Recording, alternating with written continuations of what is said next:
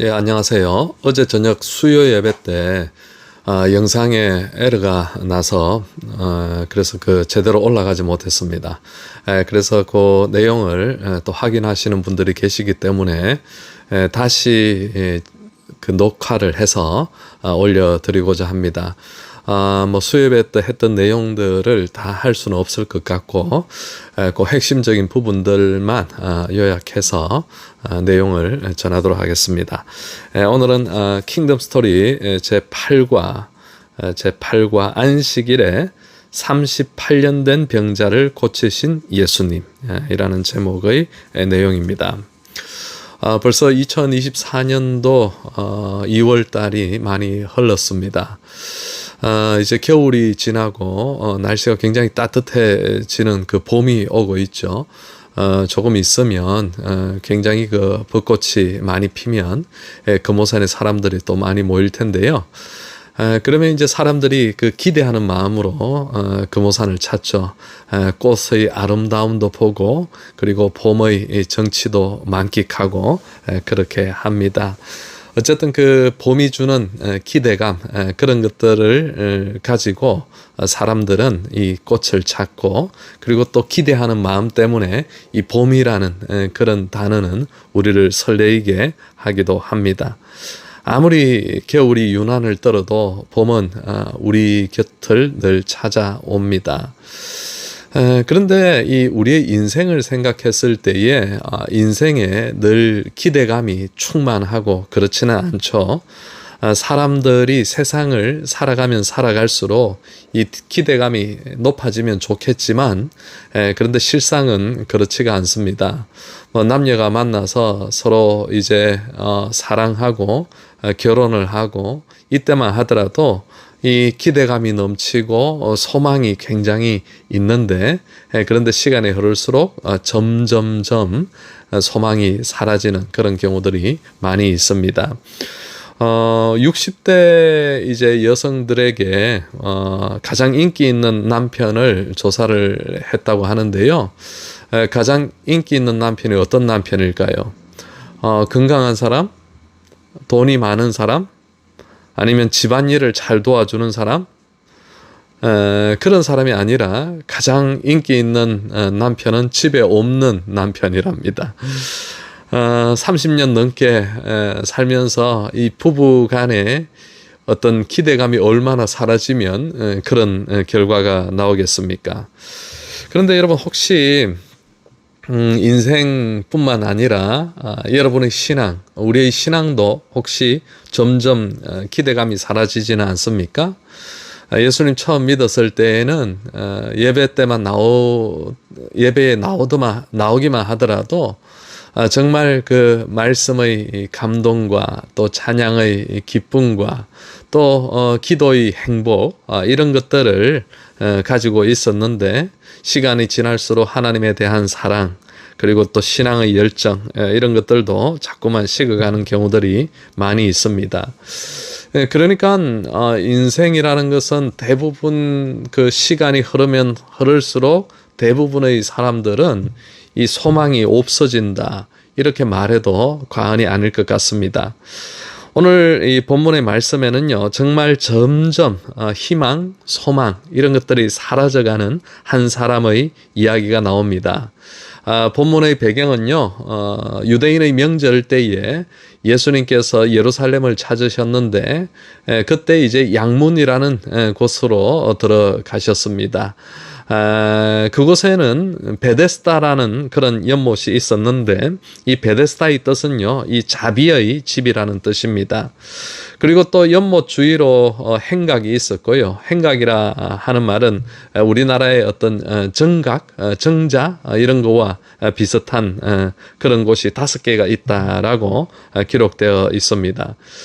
그런데 그곳에 이제 발 디딜 틈이 없이 사람들이 많이 있습니다. 왜냐하면은 그곳에 이제 그 베데스다라는 연못에 천사가 가끔 내려와서 물을 움직이는데, 동하게 하는데, 그때에 제일 먼저 들어가는 사람은 어떤 병에 걸렸든지 낫게 된다는 그런 전설이 있기 때문에 그렇습니다.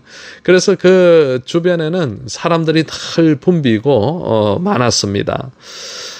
천사가 내려와서 가끔 물을 움직이게 한다, 이 말은 아무래도 그때 당시에 이 연못이 간헐천이다라고 생각을 해 볼 수가 있습니다. 어쨌든 이때 물이 움직일 때에 들어가면은 어떤 병에 걸렸든지 낫는다 하는 그런 그 유대인의 전설 혹은 또 미신이라고 할 수가 있겠죠. 어쨌든 그곳에 예수님께서 방문을 하셨는데 그곳에서 예수님께서는 오래된 병을 가지고 누워 있는 것을 보셨습니다. 바로 38년 된 병자였습니다. 그런데 이제 이 사람이 베데스다에서 왜 38년간이나 있었을까요? 그것은 바로 물이 움직일 때에 제일 먼저 들어가는 사람이 낫는다라는 그런 믿음이 있었는데, 그런데 그때까지 이 사람은 못 들어간 거예요. 어떤 사람이 못에 먼저 들어갈 때 유리할까요? 아마도 좀 작은 그냥 사소한 병을 가진 사람이 들어가기가 유리할 것이고, 혹은 또 힘 있는 사람, 아니면 또 도와주는 가족들이 많은 사람, 혹은 또 돈이 많은 사람, 이런 사람들이 일찍 들어갈 수가 있을 겁니다. 그런데 38년 오랜 세월 동안 병을 앓았다는 말은 이 사람이 소망이 없다, 그런 이야기입니다. 사실은 이제는 방법이 없어진 그런 사람입니다. 그런데 그 방법 없는 사람에게 누가 찾아오시는가 하면 바로 예수님께서 찾아오셨습니다. 그런데 예수님께서는요, 이 병자에게 다소 황당해 보이는 질문을 하십니다. 내가 낫고자 하느냐? 아니, 베데스다 연못 주변에 지금 자리를 잡고 있다 하는 것은 뭐 물어볼 필요도 없이 병을 고치기 위해서 그 자리에 나와 있는 것으로 예상을 해볼 수가 있습니다. 그런데 과연 그럴까 한번 생각을 해봅시다. 38년 동안 문제를 해결하지 못하고 있는데 그렇게 오랜 세월 동안 계속 희망을 품을 수 있을까요? 기대를 가지고 있을 수 있을까요? 처음에는 뭐 기대를 가지고 나왔다 할지라도 세월이 흐르다 보면 내가 왜 이곳에 와 있는지 그것조차 잊어버리고 뭐 그런 생활에 익숙해져 버리는 겁니다. 사람은요, 마음의 병이 육신으로 이어지기도 하고 또 육신의 병이 마음으로 번지기도 하죠. 그 상태로 38년을 있었다면 얼마나 기대, 실망, 기대, 실망, 기대와 실망을 반복했겠습니까? 그러다 보니까 이제 점점 소망도 잃고 소원조차 없어지지 않겠습니까? 뭐 회사에 취업하기가 요즘은 어렵잖아요. 그래서 젊은이들이 뭐 회사에 그 몇백 통 원서를 쓰고 그래도 안 되면은 야 이제는 안 됐는가 보다 하면서 취업 자체를 포기하는 젊은이들도 많죠. 그래서 이 의욕도 상실되고 꿈도 상실되고 기대도 상실되는 그런 상태일 수가 있다 하는 겁니다. 그러니까 내가 낫고자 하느냐, 이 예수님의 질문은 아직 내가 소망이 있느냐, 이런 질문으로 바꾸어서 생각을 해볼 수도 있겠죠. 어쨌든 이런 질문을 받았다면 내가 낫고자 하느냐? 예, 그렇습니다. 혹은 아니요. 뭐 이렇게 대답을 하면 되잖아요. 그런데 이 병자는 정확한 대답을 회피한 채 한탄을 합니다. 그리고 남 탓도 하고 그리고 환경도 탓하고 그렇습니다. 한 말씀 보실까요? 요한복음 5장 7절. 요한복음 5장 7절에 보니까 병자가 대답하되 주여 물이 움직일 때에 나를 못에 넣어주는 사람이 없어 내가 가는 동안에 다른 사람이 먼저 내려가나이다. 이 사람은 자신의 소망을 이루지 못하는 이유를 두 가지로 설명을 합니다. 첫째는 언제 천사가 내려와서 물을 움직이는지 알 수가 없다는 거예요. 즉 기회를 잘 모르겠다는 겁니다. 기회가 언제인지 모르겠다. 그리고 두 번째는 기회가 왔다 할지라도 물에 넣어줄 사람이 없다. 그러니까 기회가 언제인지 알지 못하고 기회가 오더라도 그 기회는 나에게 도움이 안 된다는 거예요.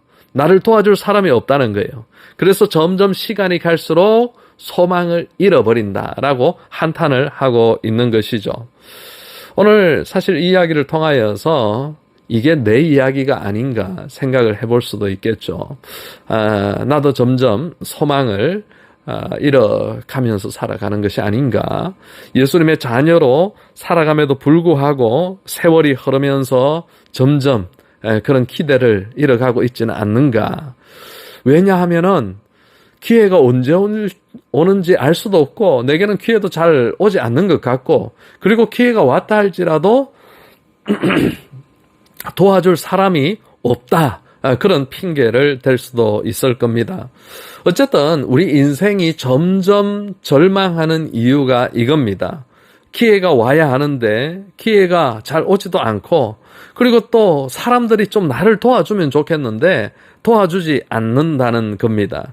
그런데 여러분 성경을 보십시오. 성경에 보면은 일관되게 이야기하고 있는 사실이 있는데, 그것은 바로 환경에 소망을 둔다든지 사람에게 소망을 둔다든지 이렇게 하는 것은 어리석다라고 말씀하고 있는 것이죠. 시편 146편 3절 말씀에 보면은 귀인들을 의지하지 말며 도울 힘이 없는 인생도 의지하지 말지니. 아멘.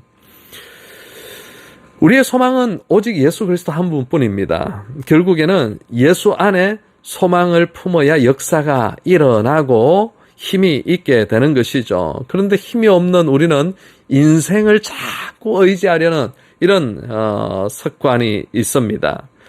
우리가 살아갈수록 점점 소망을 잃어가고, 그리고 절망이 점점 커진다. 그것은 무엇을 의미합니까? 여러분, 보통 이제 일반적으로 이야기할 때에 절망이라 하는 것은 모든 기대를 저버리고 체념하는 것, 그것을 절망이라고 합니다. 그런데 성경에서 말하는 절망은 그것 아니에요. 성경에서 말하는 것은요, 예수 이외에 다른 것에 소망을 두는 것이 절망이에요. 예수 이외에 다른 것, 즉 세상이라든지 사람이라든지 돈, 명예, 권력, 지위 이런 것에 소망을 두는 것, 그게 바로 절망입니다. 그래서 본문의 병자는 점점 더 절망합니다. 왜? 사람에게 소망을 두면서 살았으니 그렇습니다. 점점 더 절망하는 이 사람에게 예수님께서 뭐라고 말씀하십니까? 요한복음 5장 8절에 보니까 예수께서 이르시되 일어나 내 자리를 들고 걸어가라. 아마도 이 병자가 원했던 것은 이런 것이었겠죠. 예를 들어서 저분이 나를 고치신다면, 예수란 분이 나를 고치신다면 천사들에게 명하여서 여봐라 천사들아, 저 물을 움직이게 해라. 그리고 또 예수님의 제자들에게 다른 사람들은 물에 못 들어가도록 막아라. 그리고 나머지 사람들은 이 병자를 들어서 물속에 넣어라. 이것이 바로 38년 된 병자가 자신이 나을 수 있는 방법이었고, 그리고 자신의 소망을 이루는 방법이 바로 이것이었습니다. 그런데 예수님께서는 사람이 원했던 방식으로 소망을 이루지 않습니다. 예수님께서는 일어나 내 자리를 들고 걸어가라. 여러분 생각해 보십시오. 연못에 물이 움직였나요? 그렇지가 않습니다. 도와줄 사람이 붙었습니까? 아닙니다. 결국에는 이 사람은 예수 그리스도로 인하여서 일어나 걷게 되었죠. 여러분, 사람들이 아무리 많이 모여 있어도 베데스다 연못은 소문만 무성했지 실제적으로 소망이 없는 곳이었습니다. 얼마나 많은 사람들이 모여 있든지 관계없이 그곳에 생명과 소망이 되시는 예수 그리스도께서 계시지 않는 자리라면 그 자리는 소망이 없는 허탄한 자리입니다. 여러분, 병자를 구하는 것은요, 소문이 무성한 연못이 아니라 오직 예수 그리스도이십니다. 사람들의 초점을 예수님이 아닌 다른 곳으로 향하게 하는 것은 모두 하나님이 원하시지 않는 사람의 방법입니다. 여러분, 사람들은요, 누구나 굉장히 어려울 때가 있잖아요. 아주 급박하고 절망스러울 때도 있잖아요. 그런데 어떤 곳에 가면은 이렇게 절망스러운 사람이 찾아왔을 때에, 이렇게 이제 약해질 대로 약해진 사람이 찾아왔을 때에 그것을 호도하고 이용을 하는 그런 곳들도 있습니다. 내 말만 잘 들으면, 자신의 예언대로만 하면은 모든 것을 해결할 것처럼 말합니다. 여러분 조심하십시오. 그것이 바로 연못입니다. 그것이 바로 생명이 없는 거짓으로 속이는 연못입니다. 약할 때에 붙들어야 할 것도 예수님이시고, 그리고 절망의 때에 돌아갈 것도 예수님이십니다. 그런 사람들에게, 절망이 깊으면 깊은 사람들에게 정확하게 이야기해야 할 것은 바로 예수님의 복음으로 살아내도록 도와야 하는 것. 그것이 바로 정상적이고 성경에서 말하는 방법입니다. 오늘 내 인생이 소망이 있는 인생으로 바뀌려면 어떻게 해야 하는가? 더욱 사람 의지하면 될까요? 더욱 열심히 세상의 요행을 바라면 될까요? 아니면 내 능력을 10분 더 발휘해서 살아보면 될까요? 우리가 그렇게 지금까지 다 해봤는데, 여러분 해보았는데 뭐 되면은 모르겠는데 해도 안 되잖아요. 안 됩니다. 안 돼. 즉 무슨 말이냐면, 인생이라는 것은 예수 외에 소망을 두면 둘수록 세월이 가면 갈수록 점점 더 절망에 빠지게 되어 있습니다. 예수 외에 소망을 두는 것은 점점 절망 속으로 가까워지는 것이죠. 그래서 인생의 희망을 찾는 것은 오직 예수 그리스도를 힘입는 것이죠. 아무리 상황이 어렵고 절망적이어도 그곳에서 예수님이 계시면은 희망이 있습니다. 8과 문제도 한번 풀게요. Q1-1번. 예수님은 언제 어디를 방문하셨습니까? 예수님께서는 명절에 베데스다를 방문하셨죠. 그곳에는 어떤 이유로 많은 병자가 모여 있었습니까? 회복한다는 전설 때문에, 회복한다는 또 소문 때문에 그렇게 말할 수가 있습니다. 자, 2번. 예수님은 누구를 주목하셨습니까? Q2-1번. 예수님은 누구를 주목하셨죠? 38년 된 병자였습니다. 병자의 대답은 긍정적입니까? 혹은 부정적입니까? 병자의 대답은 부정적이었습니다. 3-1번. 예수님은 병자를 어떻게 치유하셨습니까? 말씀으로 치유하셨습니다. 치유받은 병자의 이후 행보는 어땠습니까? 아직 설명은 드리지 않았는데, 이 병자의 이후 행보는요, 아주 영적으로 둔감했다, 이렇게 말할 수 있을 것 같습니다. 오늘 우리에게 이 본문이 굉장히 익숙한 본문입니다만은, 이 본문을 보면은 매우 특이해 보이는 것이 있습니다. 오늘 본문의 병자가 예수님을 찾아왔나요? 그렇지가 않죠. 아무런 요청이 없었는데 예수님께서 베데스다에 오셔서 그 병자를 찾아주셨습니다. 그리고 또 예수님께서 내가 낫고자 하느냐라고 질문하셨을 때에 이 병자는 낫고자 한다는 그런 의미의 말을 하지 않았습니다. 오직 자기의 절망적인 상황만 설명할 뿐 치유를 요청하지 않았죠. 그러니까 이 본문을 보면은 이 병자의 믿음이 드러나 있지 않습니다. 병자의 어떤 요청, 요구 이런 것들도 드러나 있지 않습니다. 그러니까 믿음이나 요청에 관계없이 기적을 베풀어 주시는 그런 주님을 만날 수가 있는 것이죠. 즉 예상치 못한 은혜가 병자에게 임했습니다. 구하지도 않고 은혜를 입었으니까 정말 더 감사할 것 같잖아요. 그런데 그렇지가 않습니다. 오늘 본문을 보시면은 이 일이 언제 일어났느냐 하면은 안식일에 일어났다라고 설명하고 있습니다. 그런데 안식일에 병자가 자신의 누웠던 자리를 일어나서 들고 걸어갔기 때문에 그것을 보고 유대인들이 정죄를 했습니다. 안식일에 율법을 어겼다는 것이죠.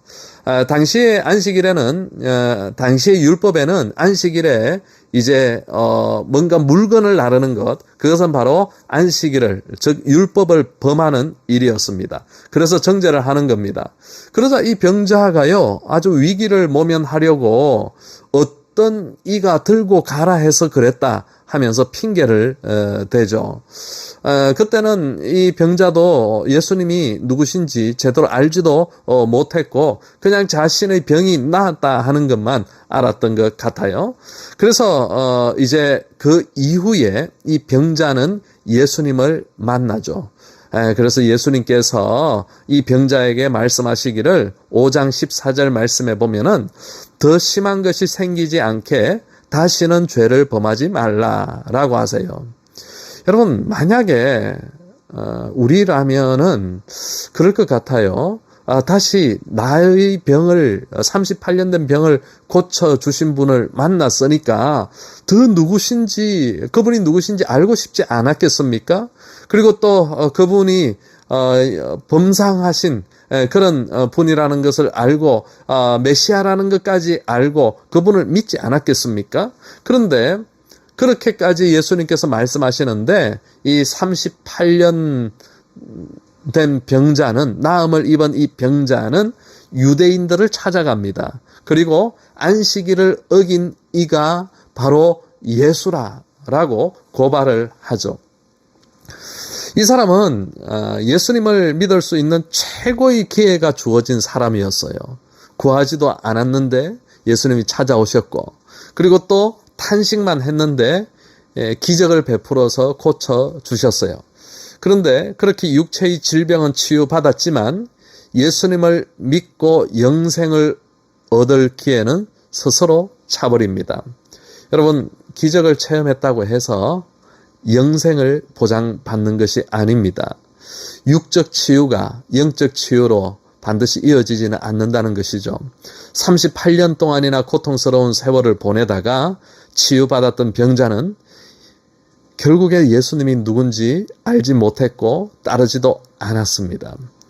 여러분, 우리도 이제 이 말씀을 통하여서 무엇이 더 중요한 것인가 생각을 해 볼 수가 있습니다. 우리는 주님께 나아갈 때에 나의 모든 어려움이 이제 회복되어지고, 그리고 또 나의 아픔들이, 나의 그 질병들이 모두 치유받았으면 좋겠지만, 그러나 그것보다도 더 중요한 것, 그렇지 않더라도 우리가 치유받지 않더라도 우리가 더욱더 감사할 수 있는 것은 바로 예수 그리스도의 생명이 내게 있음을 기뻐하는 겁니다.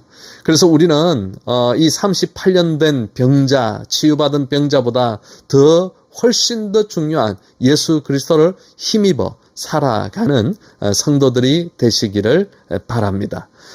예, 수고 많으셨습니다. 샬롬.